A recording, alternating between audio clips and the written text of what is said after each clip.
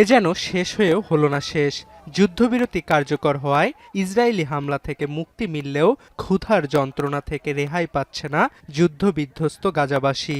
সময়সীমার মধ্যে Hamas ২০ Israeli জিম্মির মরদেহ হস্তান্তর করতে না পারায় রাফা ক্রসিং না খোলার সিদ্ধান্ত নিয়েছে তেল আবিব। পাশাপাশি বুধবার থেকে গাজায় প্রতিদিন ৩০০টি ট্রাক প্রবেশের অনুমতি দিয়েছে ইসরায়েলি কর্তৃপক্ষ। জাতিসংঘ বলছে এটি প্রয়োজনের তুলনায় খুবই কম।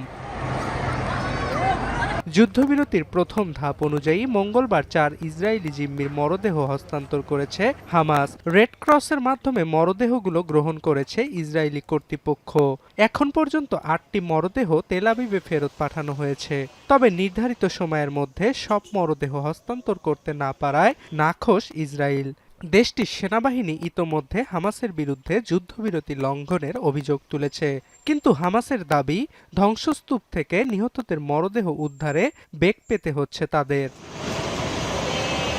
এদিকে হামাস অস্ত্র ত্যাগ না করলে তাদেরকে বাধ্য করা হবে, হোয়াইট হাউসে এমন হুঁশিয়ারি জানিয়েছেন ডোনাল্ড ট্রাম্প।